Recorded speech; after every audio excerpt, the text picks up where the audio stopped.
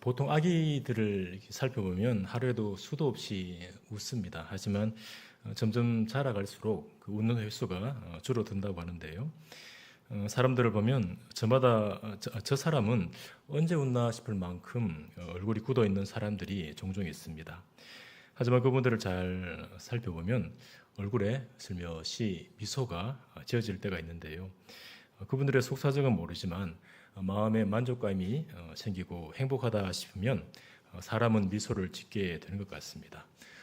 여러분은 어떤 때에 슬며시 미소가 지어지십니까? 5가지 사랑의 언어라는 책이 있습니다.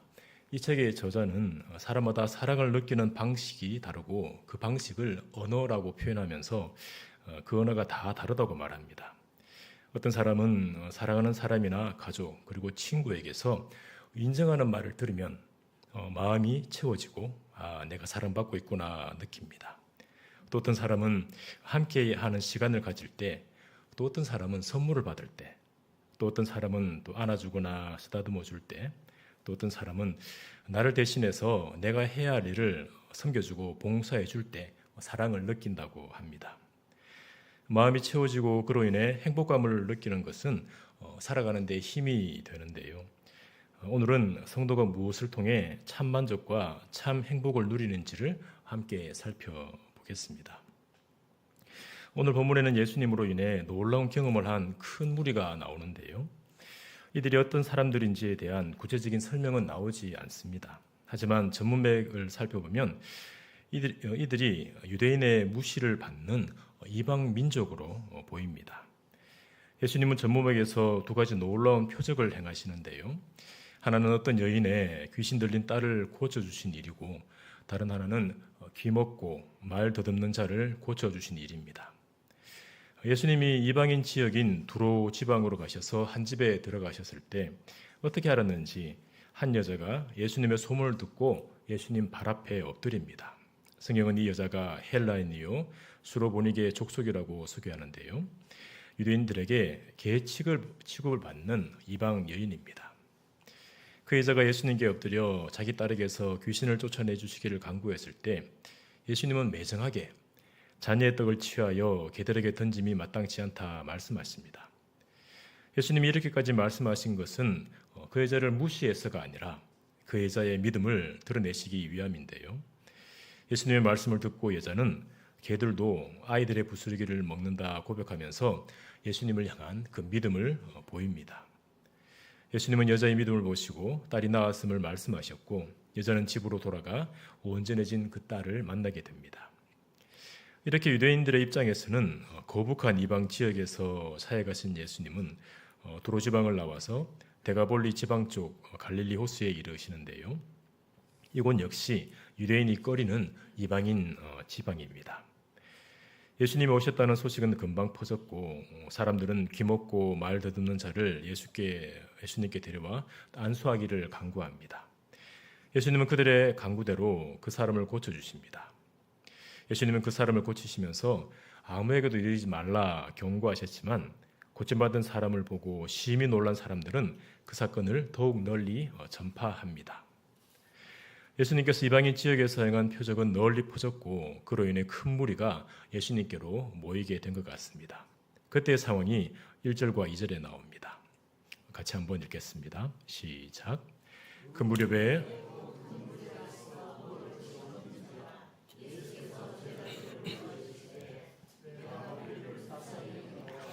그들이 나와 함께 있은지 이미 사흘이 지났으나 먹을 것이 없도다. 아멘. 예수님께 모이던 큰 무리 중에는 예수님이 아프고 힘든 사람을 고쳐주신 그 소문을 듣고 또 치료가 필요한 사람들을 데리고 왔을 수도 있습니다. 큰 무리는 예수님과 사흘 동안 함께 있었는데 사흘 동안 예수님 주위에 그 머무는 동안 가지고 온 음식이 다 떨어지게 됩니다. 예수님과 큰 무리가 함께 있는 곳은 광야였는데 광야에서는 음식 구하기가 어렵다는 것을 이방인들도 알았을 겁니다. 그런데도 사람들은 음식이 다 떨어질 때까지 예수님 곁에 머물렀습니다. 사흘의 시간이 지나는 동안 가져온 음식이 점점 떨어져 가는 것을 봤다면 이제 슬슬 집으로 돌아가야지 해야 할 텐데 사람들은 음식 떨어지는 상황보다 예수님과 함께 있는 것을 더 중요하게 생각했던 것 같습니다. 예수님은 그런 사람들을 불쌍히 여기셨다 했는데 이 표현은 애간장에 녹는다, 가엾게 여긴다라고 표현할 수 있습니다. 예수님은 유대인들이 개로 여기며 퇴보시하는 이방인들에게 그 마음을 써주십니다. 음식이 있건 없건 예수님과 함께 있는 것을 중요하게 여겼던 사람들을 불쌍히 여기시며 그들에게 뭐라도 먹이시려고 제자들에게 말씀하시는데요. 3절도 이어서 보시면 만일 내가 그들을 굶겨 집으로 보내면 길에서 기진하리라. 그 중에는 멀리서 온 사람도 있느니라. 예수님의 말씀은 큰 무리가 먹을 수 있는 음식이 필요하다는 의미일 텐데요. 예수님이 계신 곳에 큰 무리가 모여 있고 그들에게 음식이 필요한 이 상황은 제자들이 처음 겪는 상황이 아닙니다. 전문맥인 6장에 보면 예수님이 떡 5개와 물고기 2마리로 5천 명을 먹이신 사건이 나옵니다. 그때 제자들은 적은 음식으로 수많은 사람들을 먹이는데 예수님의 손과 발 역할을 했습니다. 예수님이 하늘을 우러러 감사하신 후에 떼어주신 적은 음식들을 수많은 사람들에게 직접 나누어 주는 일을 감당했습니다. 그때 제자들은 적은 음식으로 많은 사람들이 배불리게 먹고 또 12방울이가 남는 것을 직접 경험했습니다.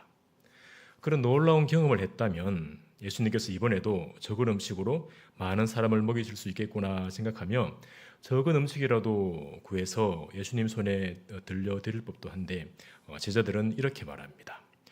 4절을 보시면 제자들이 대답하되 이 광야 어디서 떡을 얻어 이 사람들로 배부르게 할 수 있으리이까. 제자들은 왜 이렇게 반응했을까요? 연약함으로 인해 또 마음이 둔화해져서 그런 것일까요? 모여있는 많은 사람들을 대하는 마음이 예수님의 마음 같지 않아서 그런 것 같습니다. 학자들은 예수님이 오병이로 5천 명을 먹이실 때 그 음식을 먹은 사람들이 유대인으로 봅니다. 같은 동족에게 음식을 나누어 주는 것은 얼마든지 뿌듯하게 할 수 있었을 겁니다. 하지만 이번에는 음식을 필요로 하는 사람들이 이방인들입니다. 이방인들과 교제하는 것을 꺼리는 선민의식이 제자들 속에 있지 않았나 싶습니다. 유대인들과 이방인을 구별하고 차별하는 선민의식은 제자들 속에도 뿌리가 깊었던 것 같습니다. 사도행전에 나오는 한 사건을 봐도 그렇습니다. 오순절에 성령께서 불의 혀처럼 임하신 후 사도를 비롯한 제자들은 담대하게 예수님을 전하게 됩니다. 그런 와중에 사도 베드로가 고넬료를 만나 복음을 전하게 되는데요. 이 과정에서 베드로 안에 있던 선민의식이 드러나게 되는 것을 볼 수 있습니다. 베드로가 죽은 다비다를 살리고 요바에 머물 때 고넬료가 환상 가운데 하나님의 사자를 만납니다. 비록 고넬료가 이방인에다가 또 군대의 백부장이지만 그는 하나님을 경외하며 구제와 기도에 힘쓰는 경건한 사람이었습니다. 하나님의 사자는 그런 고넬료에게 베드로에 대해 말씀해 주시고 요바에 있는 그를 청하라고 알려주십니다. 천사의 말대로 고넬료는 사람을 요바에 보냈는데 그들이 베드로가 있는 집에 도착할 즈음 하나님은 기도하는 베드로에게 환상을 보여주십니다. 환상 중에 베드로가 본 장면은 속되고 깨끗하지 않은 동물들이 큰 보자기에 쌓여 내려왔고 그것을 잡아 먹으라는 소리를 듣게 됩니다. 베드로는 속되고 깨끗하지 않은 것을 먹을 수 없습니다 하면서 거부하지만 하나님께서 깨끗하게 하신 것을 네가 속되다 하지 말라는 소리를 듣게 됩니다. 베드로는 같은 장면과 같은 소리를 3번 듣게 되는데 환상이 무슨 뜻인가 의아해할 때 고넬료가 보낸 사람이 도착해서 베드로를 찾게 됩니다. 베드로는 찾아온 사람들이 고넬료에 대해 하는 말을 듣고 그들과 함께 고넬료의 집에 방문합니다. 그때 베드로가 한 말은 이렇습니다. 유대인으로서 이방인과 교제하며 가까이 하는 것이 위법인 줄은 너희도 알거니와 하나님께서 내게 지시하사 아무도 속되다 하거나 깨끗하지 않다 하지 말라 하시기로 부름을 사용하지 아니하고 왔노라. 묻노니 무슨 일로 나를 불렀느냐. 사도 베드로가 오순절 성령 강림 이후 초대교회를 세우는 데 귀한 역할을 감당했지만 그에게도 어쩔 수 없는 선민의식이 있었던 것 같습니다. 하나님은 그런 베드로에게 고넬료와 그의 사람들에게 복음을 전하게 하시고 베드로의 눈앞에서 이방인들이 성령 받는 것을 보게 하십니다. 사도 베드로가 오순절 성령 강림 이후까지 선민의식을 가지고 있었다면 오늘 본문에 나오는 베드로와 제자들의 선민의식이 어떠했을지 짐작할 수 있습니다. 제자들의 적극적이지 않은 대답을 들으시고 예수님은 오병이어 때와 똑같이 물으십니다. 너희에게 떡 몇 개가 있느냐? 예수님의 물음에 떡 7이 있다 대답했고 적은 떡이 있음을 아신 예수님은 무리를 땅에 앉게 하시고 떡 7개를 들어 감사기도 하신 후 제자들에게 주어서 나누게 하십니다. 그리고 누가 가져왔는지 모르지만 작은 생선 2마리가 예수님 손에 들려졌고 이 역시 축복하신 후에 나누게 하십니다. 예수님은 적은 음식으로 수많은 굶주린 사람을 배부르게 먹이십니다. 유대인이나 이방인이나 차별하지 않으시고 불쌍히 여기시며 배부르게 먹이십니다. 예수님이 나눠주신 적은 음식으로 약 4,000명이 배부르게 먹었고 7광주리를 거두게 됩니다.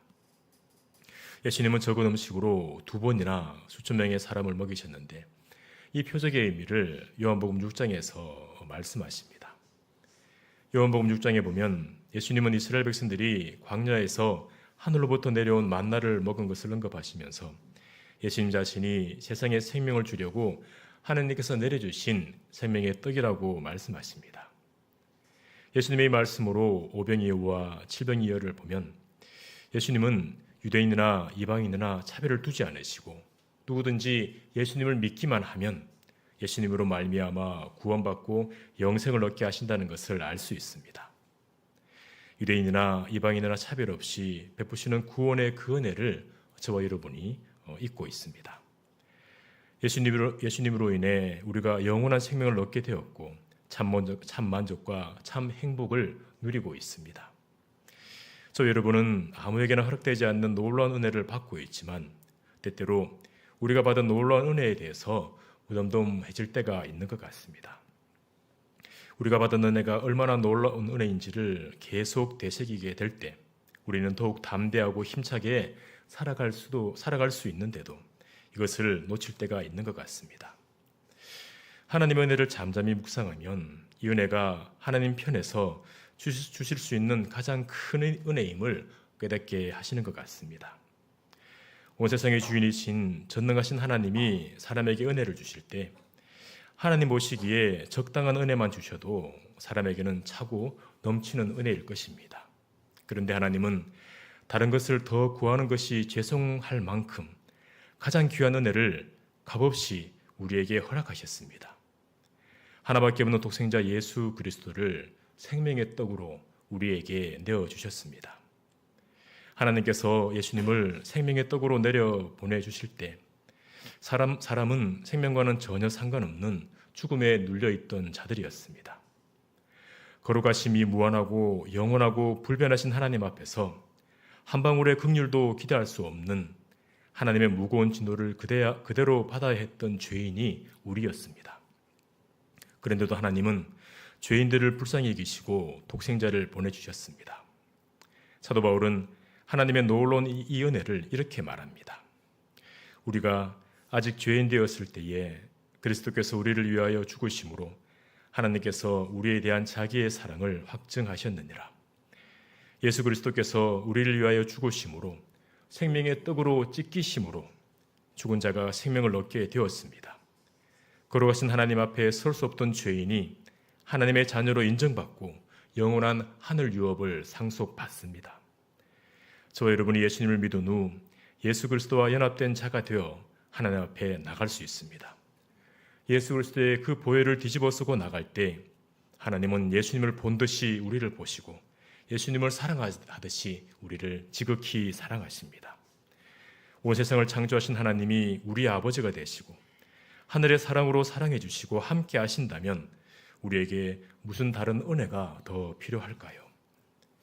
어떤 책의 제목처럼 우리는 예수님 한 분만으로 충분합니다.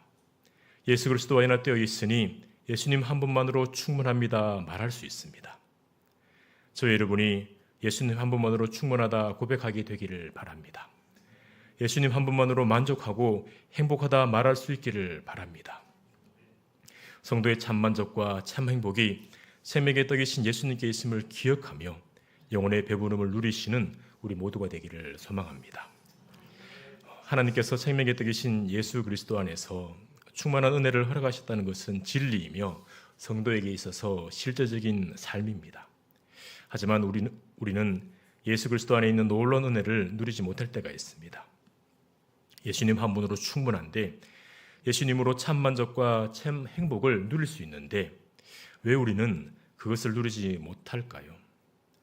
성도가 예수 그리스도 안에서 참 만족을 누리고 참 행복을 누리는 삶을 이어간다면 어둠에 속한 자들이 성도를 통해 빛을 보게 될 것이고 죽음에 눌려있는 자들이 생명을 보게 될 텐데 왜 그게 잘 안 될까요?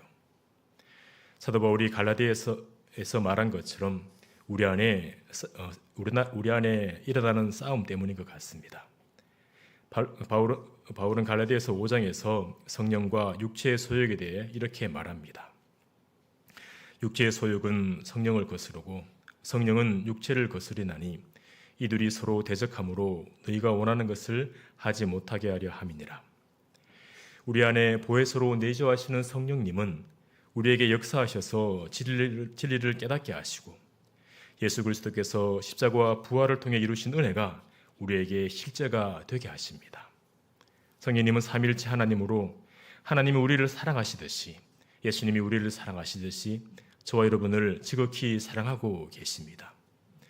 이렇게 사랑하시는 성령께서 성도로 하여금 참 만족과 참 행복을 누리도록 역사하시려 하지만 우리의 연약함이 그것을 거스를 때가 많은 것 같습니다. 어떻게 믿는 자가 되어서 성령을 거스르고 근심케 할 수 있느냐 할 수는 없는 것 같습니다. 저와 여러분의 삶을 되돌아보면 우리의 연약함을 부인할 수가 없습니다. 그러면 이런 연약함을 가진 우리는 어떻게 해야 할까요? 계속해서 육신의 소욕 앞에 힘없이 무너져야 할까요? 저는 저와 여러분이 이렇게 하면 어떨까 싶습니다. 분주하고 바쁜 일상이지만 시간을 내어서 하나님 앞에 나가시는데 하나님 앞에서 무장해제해보는 그 시간을 가지면 어떨까 합니다. 그저 어린아이처럼 세상의 복잡한 것 내려놓고 우리 마음을 어렵게 하는 이런저런 상황에서 잠시 물러서서 하나님의 보좌 앞에 나가 우리를 지극히 사랑하시는 아버지 앞에 잠잠히 머무는 그 시간을 가지면 어떨까 합니다. 하나님 앞에서 우리가 이미 알고 있는 그 진리가 우리 안에 다시금 역사하시도록 주님께서 진리를 사용하셔서 우리를 자유케 하시도록 하나님께 기회를 내어드리면 어떨까 합니다. 분주한 일상을 살아가는 동안 잘 되지 않을 때도 있겠지만 그래도 계속해서 말씀과 기도의 자리, 묵상의 자리에 머물려 할 때 주의 성령께서 저와 여러분을 긍휼히 여기시고 우리로 진리 안에서 자유를 누리게 하실 줄 믿습니다. 그런 실제적인 은혜를 누리시며 주님 한 분만으로 만족하는 우리 모두가 되기를 소망합니다.